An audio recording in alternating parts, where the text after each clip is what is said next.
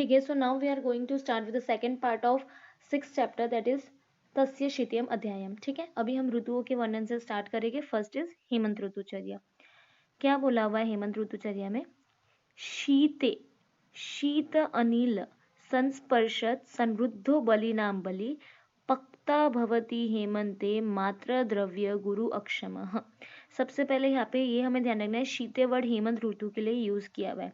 शीत अनिल, इसमें मतलब हेमंत ऋतु में शीत अलिन अनिल स्पर्श, ठंडी हवा का स्पर्श होने की वजह से संरुद्धो, अग्नि ब्लॉक हो जा रही है, अग्नि बाहर नहीं निकल पा रही है, इसके वजह से उसकी डाइजेस्टिव पावर स्ट्रांग हो जा रही है। इसके वजह से हमें उसको आहार जो है मात्रा और द्रव्य दोनों गुरु होनी चाहिए। सी, शीत वर्ड यहाँ पे शीत वर्ड हेमंत के लिए यूज किया हुआ है। जठर अग्नि के बलवान होने में हेतु शीतलता अधिक रहती है, शीतल वायु के स्पर्श से, वही बोला हुआ है कि संरुद्ध बलिनाम बलि, जो अग्नि है वो रुक जाती है, संरुद्ध हो जाती है, इसके वजह से जठर अग्नि बढ़ जाती है। इसके वजह से मात्र द्रव्य गुरु अक्षमः, मात्रा और द्रव्य में गुरु आहार को पचाने में समर्थ रहती है। दिस इज वेरी इंपॉर्टेंट, इससे रीजनिंग क्वेश्चन हमारे पास आता है। कैसा क्वेश्चन देंगे कि ऐसा पूछेगी कि फर्स्ट दे देगी कि स्टेटमेंट नंबर 1 कि हेमंत ऋतु में अग्नि स्ट्रांग होती है।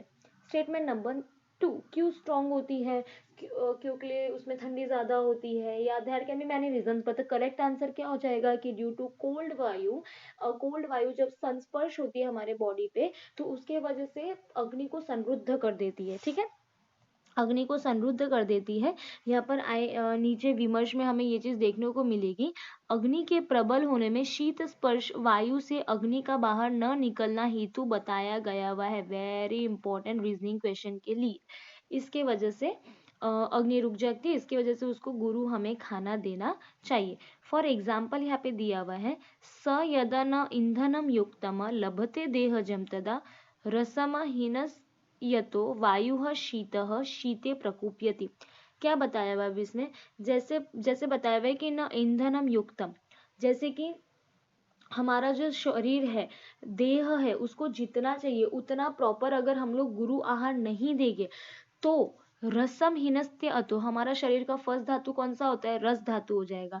रस को वो जला डालेगा। वायु शीत और रस जलेगा। ठीक है, धातु जब हमारे क्षय होते हैं, रस जल रहा है एक तरह से, मतलब क्या हो रहा है, हमारा जो धातु है वो धातु का क्षय हो रहा है। धातु क्षय की वजह से हमें पता है कि वात प्रकोप हो जाएगा। ठीक है, तो वायु शीत, शीत, हाँ, तो वायु प्रकोप हो जाता है, शीतल वायु का प्रकोप होता है। शीते प्रकोपयति, मतलब हेमंत ऋतु में ऐसा होता है। शीते मतलब कि हेमंत ऋतु में प्रकोपन होता है, शीत वायु का प्रकोपन हो रहा है, वात दोष नहीं है। ठीक है, फिर वो वात दोष प्रकोपन होना, दैट्स डिफरेंट थिंग। यहाँ पे क्या बोला हुआ है कि न ईंधन, मतलब उसको प्रॉपर हमारे बॉडी को जब गुरु आहार नहीं मिलता है तो वो क्या करता है, फिर हमें पता है प्रॉपर खाना नहीं मिलेगा तो बॉडी टिश्यूज डिस्ट्रक्ट होते हैं। तो यहाँ पे प्रथम होता है रस धातु, रस धातु डिस्ट्रक्ट हो रहा है, उसके वजह से क्या हो रहा है, मतलब वायु है, शीत वायु बढ़ रही है, ऐसा हो रहा है हेमंत ऋतुचर्या में। ठीक है, अब हम आगे देखेंगे। ठीक है, तो इसमें तस्मात तुषार समय, मतलब हेमंत ऋतु में हमें क्या क्या लेना चाहिए? सबसे ज्यादा रस में स्निग्ध, स्निग्ध सबसे पहली बात है कि ड्राईनेस आ रही है, वात बढ़ रहा है, इसकी वजह से हमें स्निग्ध लेनी चाहिए। ठीक है, ठंडी ज्यादा होती है तो we know there is dryness, तो स्निग्ध। अम्ल लवान रसान, अगेन वेरी इंपॉर्टेंट, ये भी पूछा हुआ है शायद एक बार। मधुर रस नहीं है, तो यहाँ पे मधुर लिख के मे के बिग क्रॉस मार्क कि मधुर रस नहीं रस हो रहा है। कौन सा रस यूज हो रहा है? अम्ल और लवण। औदक अनुपमांसम, जब हमने चरक सूत्रस्थान 5 किया था मात्रा शित्यम, तब मैंने साफ साफ कहा था कि औनक और सॉरी औदक और अनुपमांस दोनों गुरु हो जाएंगे और जांगल मांस जो होता है वो लघु द्रव्य में आएगा। ठीक है, तो औदक और अनुपमांस क्यों ले रहे हैं? क्योंकि वो गुरु हो जाएगा। मिथ्या नाम उपयोजयेत बिले आशयाना मांसानी प्रसराहाना भ्रूतानी च, मतलब भ्रूतानी च मतलब क्या हो जाएगा, उसको हमें भूनना चाहिए वैसे मांस को। कौन से मांस को? जो बिलाशय में जो एनिमल्स रहते हैं और प्रसव में जो एनिमल्स रहते हैं, प्रसव में बाज, कौवा, वो सबका मांस हमें लेना चाहिए। तो कौन से मांस लेना चाहिए ये बताया हुआ है। भक्षयेन मदिराम शिदूम मधु च अनुपिबेन नरः। अभी इसको कैसे हम लोग याद करेंगे? जो हेमंत ऋतु है उसमें संचय किसका होता है? कफ का संचय होता है।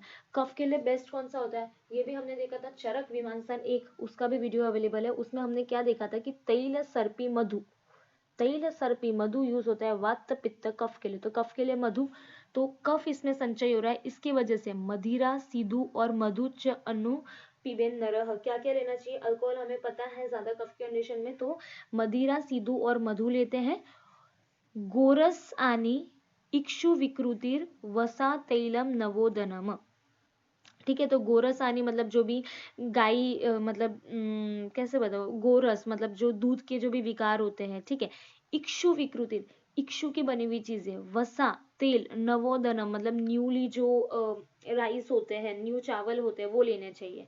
हेमंते अभ्यस्तस्य तोयम उष्णम च आयुर न हीयते, मतलब गर्म पानी। और क्या लेना चाहिए? तोयम उष्णम, तो पानी कैसा लेना चाहिए? You should take hot water, ठीक है। एंड इसकी वजह से क्या हो जाएगा, हमारी आयु जो होती है, आयु का क्षय जो है वो नहीं होगा, ठीक है। तो हेमंत ऋतु में हमें क्या क्या चीजें फॉलो करनी चाहिए? स्निग्ध आहार लेना चाहिए, और रस में अम्ल और लवण है, मधुर नहीं है, दैट्स इवन इम्पोर्टेंट। अनुप मांस लो, उदक मांस लो, बिल आशय जो रहते हैं, और जो प्रसह में रहते हैं, वैसा भुना हुआ मांस लेना चाहिए। पीने के लिए मदिरा लेंगे, सिद्धू लेंगे और मधु लेंगे, MSM MS, ठीक है, ऐसे याद रख सकते हैं। गोरस हो जाएगा, इक्षु रस हो, इक्षु का विकृति जो भी हो जाएगा, वसा हो जाएगा, तेल हो जाएगा, नवोदनम हो जाएगा। और एक और चीज हमें ध्यान रखनी है कि उष्ण तोय जो होता है, मतलब गर्म पानी जो है वो लेना चाहिए, ठीक है। फिर बाद में नेक्स्ट इज और क्या क्या, अभी वो आहार था, अभी ये हो जाएगा विहार। विहार में क्या क्या करना चाहिए, ठीक है। ना सबसे पहले हो जाएगा अभ्यंग, सीधी सी बात है, वात इसमें प्रकोप हो रहा है तो हमें अभ्यंग तो करना ही है, अभ्यंग भी है, उत्सादन भी है। मूर्धनी तेल, जेंतकम, ये एक प्राइम क्वेश्चन है, ये हर बार ये क्वेश्चन आएगा ही कि हम लोग किस में, तो हमें पता है कि हेमंत में बहुत ज्यादा ठंडी पड़ती है, और हमने जो 13 टाइप्स के अग्नि स्वेद किए, वी नो जेंतक स्वेद सबसे डिफरेंट है, बिकॉज उसमें स्पेशल स्यूडेशन चैम्बर बनाना पड़ता है पूरा राउंड, तो सबसे ज्यादा स्यूडेशन हम लोग will go with the fact that, ऐसा समझ के चलेंगे कि सबसे ज्यादा स्यूडेशन हमें जेंतक स्वेद में मिल रहा है, इस वजह से हेमंत में ज्यादा ठंडी होती है, इस वजह से वहाँ पे जेंतक यूज हो रहा है। जेंतकम, आतपम मतलब धूप में बैठना। भजेद भूमिग्रहम च उष्णम गर्भगृह, मतलब उष्ण भूमिग्रह और गर्भगृह में रहना चाहिए। शीतेषु संवृत्तम सेव्यम यान शयन आसनम, मतलब जो भी चीज आपकी यान, आपके ट्रैवलिंग व्हीकल है, जहाँ पे सोना है, वहाँ पे बैठना है, वहाँ पे you have to cover it with something and then you have to bet हो जाएगा। फिर बाद में यहाँ पे अलग अलग चीज बताया हुआ है जिससे you can cover your sitting place और your sleeping place, not very important. गुरु न वासा अग्नि means you have to wear गुरु क्लोथ्स, मतलब हैवी क्लोथ्स पहनने चाहिए। और अगुरु नु सदा, लेप, लेप ऑफ अगुरु should be done on your body, ठीक है, लेप हमें अगुरु का करना चाहिए। शयने प्रमदाम पीनाम विशाल उपस्थिनाम आलिंग्य गुरु गुरु दीद अंगी सुप्त्यात समंतयत प्रकामम च निषेवते मैथुनम शिशिर आगे में, ठीक है। ये यहाँ पे इंपॉर्टेंट, यहाँ पे आता है शिशिर आगे में, ठीक है, शिशिर आगे में, शिशिर आगे में मतलब यहाँ पे they are not talking about शिशिर ऋतु, बट दे आर सेइंग कि जब ठंडी है तब निषेवेदि मैथुन, मतलब यहाँ पे मैथुन करना चाहिए। तो लास्ट लास्ट की चीजें जो थी दे वर नॉट वेरी इंपॉर्टेंट, तो श्लोक में से हमने इतना ध्यान से नहीं दिया हुआ है। गर्म वस्त्र धारण करने चाहिए, अगर का लेप करना चाहिए, विशाल स्तनों तथा अगर के पत्ते हुए अंगों वाली स्वस्थ मध्यमाती नारी का आलिंगन करके सोना तथा मैथुन करना शीत ऋतु में हितकारक है। शिशिर आगम में मतलब शिशिर की बात नहीं कर रहे हैं, दे आर टॉकिंग अबाउट शीत ऋतु, वहां पे ये इंपॉर्टेंट था। नाउ क्या क्या चीज हमें अवॉइड करनी चाहिए? वर्जयेद अन्नपानानि वातलानि लघुनि च, we know specially by the first shloka itself we know कि इसमें जो है वो वात बढ़ रहा है, ठीक है, वात बढ़ रहा है, इसके वजह से जो हो जाएगी वातलानी और लघु, क्योंकि हमें पता है ईंधनम वाला हमने एग्जांपल पढ़ा कि हम लोग इसमें कुछ भी लघु नहीं डालेंगे। वाई लघु आहार नहीं ले सकते? Because the moment you give लघु, वो उसको तुरंत डाइजेस्ट कर लेगा and then it will need more food, तो इसकी वजह से हमें वात वाला आहार और लघु आहार दोनों नहीं देना होता है, ठीक है। प्रवातम, प्रवातम मतलब जहाँ से एकदम तेज हवा आ रही हो वहां पर नहीं बैठना है। प्रमित आहारम, प्रमित आहार, प्रमित आहार इज लिमिटेड खाना, कि बस नहीं नहीं इतना ही नहीं, हमें इसमें भर पेट ज्यादा खाना होता है, क्योंकि हमारी अग्नि बढ़ जाती है, क्यों? क्योंकि उसको बाहर जाने से रोक दिया गया होता है। उदमंतम हिमागम है, ठीक है, उदमंत जो हो जाएगा, उदमंत एक टाइप की डिश हो जाती है, उसका कॉन्ट्राइंडिकेशन हेमंत में तो है ही, साथ में वर्षा ऋतु में भी नहीं लेना चाहिए, ये याद रखना, हिमागम है, ठीक है। तो दूसरी चीज यही बताई हुई है, प्रवात में, प्रमिताहार में, जल में घुले सत्तू मतलब उद्मंत का सेवन करना चाहिए, नहीं नहीं करना चाहिए आएगा, ये सब वर्ज्य, ये सब चीजें नहीं करनी चाहिए। ठीक। सो डन विथ हेमंत ऋतुचर्या, क्या लेना चाहिए क्या नहीं लेना चाहिए, वी हैव डन विथ आहार विहार, कौन सा रस नहीं आ रहा है, मधुर रस नहीं आ रहा है। ठीक है, now will go with the next that is शिशिर ऋतुचर्या। शिशिर ऋतुचर्या से गणना स्टार्ट की हुई है। ठीक है, हेमंत शिशिरौ तुल्यो शिशिरे अल्पम विशेषणम, मतलब क्या बोला भाई, हेमंत और शिशिर तुल्य सेम ही है, लेकिन शिशिर में थोड़ी ज्यादा थोड़ी सी विशेषताएं ज्यादा है, अल्पम विशेषणम थोड़ी विशेषता है। अभी ये बहुत हमें ध्यान रखना है कि जब हेमंत ऋतु है और शिशिर है, हेमंत जो है वो विसर्ग काल का है, तो उसमें विसर्ग में भी विसर्ग की एंड का ऋतु है, तो बल बढ़ जाएगा। लेकिन वहीं पे अगर मैं बात करती हूँ शिशिर की बात करती हूँ, तो वो आदान काल का हो जाएगा। तो यहाँ पे भी बल तो रहेगा पेशेंट के पास, लेकिन यहाँ पे वायु रहेगी, यहाँ पे अतिरुक्ष वायु रहेगी, आदान काल में हमने पढ़ा था। ठीक है, तो यहाँ पे क्या बोला है कि रोक्ष्यम आदान जम शीतम, मतलब रोक्षता रहेगी, आदान, हाँ आदान की वजह से ठंडी रहेगी, मेघ मारुत वर्षजम। ठीक है, मेघ होगा, वायु होगी, और वर्षा के कारण विशेष शीत पड़ने लगती है, शीतम। क्यों यहाँ पे शीत ज्यादा है हेमंत से, क्योंकि यहाँ पे मेघ भी होगा, यहाँ पे मारुत भी होगी, और कभी कभी वर्षा भी होती है। तस्माद एमंतिकः सर्वः शिशिरे विधिर इष्यते। ठीक है, अब इसमें क्या बताया हुआ है, हेमंतिकः मतलब हेमंत में जो चीज हमें आहार विहार अभी हमने देखी, सेम हमें शिशिर में भी फॉलो करना होता है।